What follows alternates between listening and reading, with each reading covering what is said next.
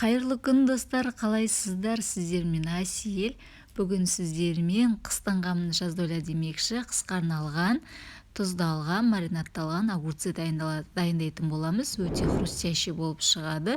Міндетті түрде каналға тіркеліп, лайк басып, комментарий қалдыруды ұмытпаңыздар. Ал біздің рабочий процесс басталды. Бізге ең қажетті заттар, ол бірінші огурцы. Мен огурцыды осылай жуып алдым, жуғаннан жақсылап жуып аласыздар. И басын және аяқ жағын осылай кесіп тастап, мен мұздай салқын суға примерно 1 сағатқа осылай салып қойдым. Одан кейінгі керек чеснок, болгарский перец, қара бұрыш түйір, лавровый лист, 70% уксус, және де мен аспирин қосамын. Банкілерін бәрін мен алдын ала стерилдеп алдым. Ол 10 минут крышкаларын бетіне осылай жауып қойдым. Енді банкаға огурцыды салып бастаймыз. Ең алдымен астыңғы жағына укропты саламыз қазір. Осылайынан ең астына бізде укроп кетті. Укроптан кейін чеснок, чесноктан кейін қара бұрышты енді өз қалаларыңызға саласыздар. 3-4 штук салсаңыздар да жетеді. Одан кейін лавровый листтан 2 штук қана саламыз.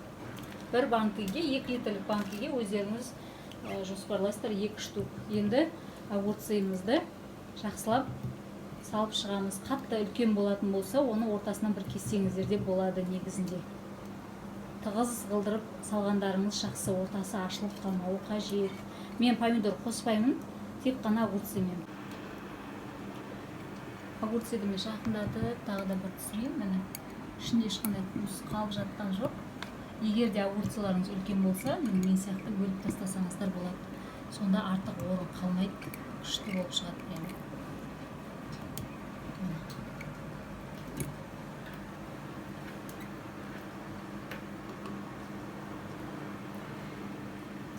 Мына жақта менде суым қайнап жатыр. Алдын ала суды қайнатып қоясыздар, огурцыды салып жатқан кезде. Осылайынан су қайнап тұру керек. Енді мен барынша үлкен ыдысыма қайнатып жатырмын 2 жерде. Қазір осы қайнап тұрған суды сразу осы банкілердің үстіне құятын боламыз. Ал енді бағана қайнап тұрған, бұрқырап тұрған суымызды алып, дайын болған банкілерге шетінен құя береміз. Бет-бет қылдырып, жақсылап құясыздар. Су ыстық болғандықтан абай болғандарыңыз жөн. Одан кейін банкының бетінің крышкасымен жауып, ровно 15 минутқа қойып қоясыздар. Міндетті түрде видеоны бірінші соңына дейін көріп алуға кеңес беремін. Содан кейін барып жасасаңыздар өте түсінікті болады. Бұл рецепт менің мамамның, яғни мамин рецепт. Ешқандай да банкілеріңіз атылмайды, атылады деп қорықпаңыздар. Және де бір лайфхак, міндетті түрде огурцыды тығыздап, нығыздап салыңыздар. Сол кезде аралары ашық болмайды. Ыстық суды 2 рет құйғаннан кейін уже огурцыларыңыз сіздердің солып, яғни отыра бастайды. Сосын банкілеріңіз босап қалады. Сол үшін қаттырақ аямай тығыздап сала беріңіздер. Укропты да біреулер жаңағы зонтик укроп алады, біреулер қурап тұрған укропты алады. Мен кәдімгі жаңа свежий күйіндегі укропты астына сала бердім. Біздің банкілеріміздің бәрі дайын, огурцының бәрін салып болдық. Мен негізі 10 килограмм огурцы алғам, мына жерде чисто огурцымен жасадым, ешқандай помидор қосқан жоқпын. Соның өзінде 5 банка, 8, бір 3 литрлік бар, соның 9 банка шықты ғой.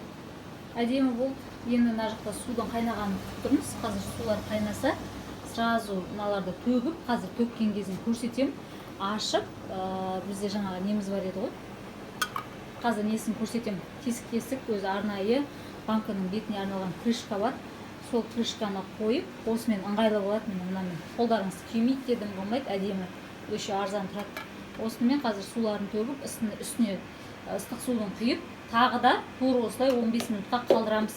15 минуттан кейін барып, сол суды төкпейміз уже. Жаңағы мына қазанға қайтадан құйып, бір қайнатып, содан кейін аспиринін, тұзын, уксусын салып, уже құйып жауып тастайтын боламыз. Тағы көрсетем. Осылай крышкасын аластырдым, мына өзі келіп, осылай кигізіп, содан кейін енді төгіледі. Өте ыңғайлы. Осылай кигіземіз. Мен тағы да көрсетем. тез төгіле қояды. Байқаған болсаңыздар, біз уже бір партия бірінші реттік суымызды 15 минут ұстап төгіп алдық. Енді бұл екінші реттік таза суымыз.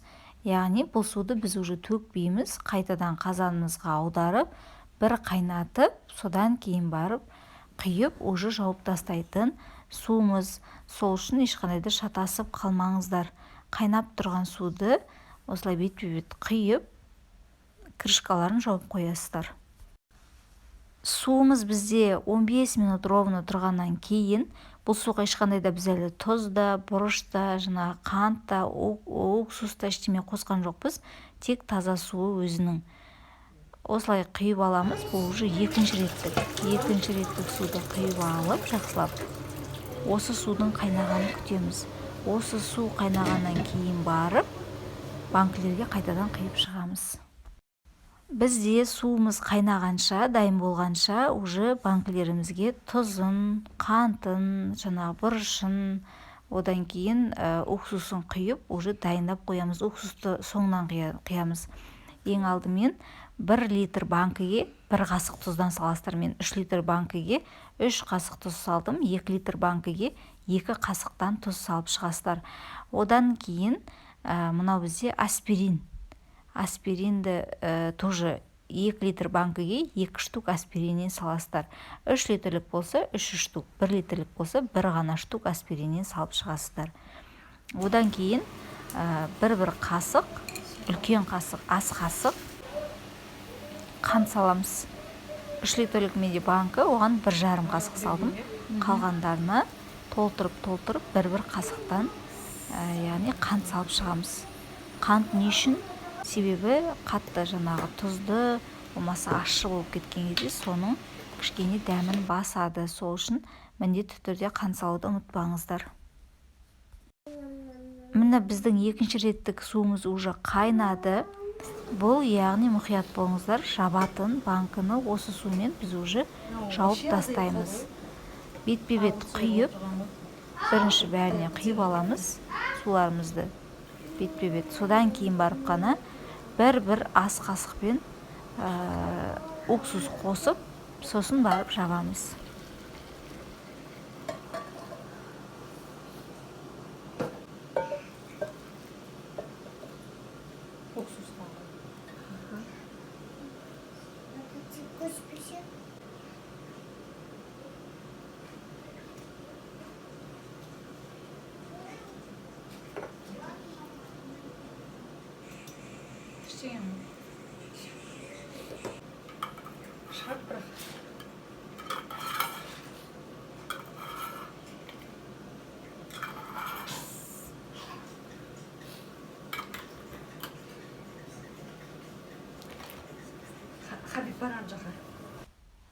Енді банкімізді жабамыз. Банкіні, закрывашканы банкінің үстіне қойып, крышканың қатты салмақпен баспаймыз. Кішкене басын қарап тұрып, мен 9 рет оңға қарай, 9 рет солға қарай айналдырдым. Сонымен банкіміз жабылды. Енді осылай кішкене жатқызып, тексеріп көріп жатырмын. Бұрде нормально жабылған сияқты. Сонымен болды, апарып төңкеріп қоямын. Төңкерместен бұрын осылай тағы да бір рет айналдырамын. Ішіндегі тұзы мен бағанағы аспириніміз еруі үшін. Содан кейін рет-ретімен осылайнан қойып шығасыздар. Банкіні жапқан кезде, яғни қатты жауып жіберуге де болмайды. Себебі қиып жіберсе, крышкамызға жарамай қалады. Сол себептен де закрывашкаларыңызды байқаңыздар қарап. Осымен болды, біздің банкілеріміз уже дайын. Жылы жерге жылы болып тұрсын, өз буында өзі салқындау керек. Сол үшін 2 суткаға осылай бетін жауып қоямыз.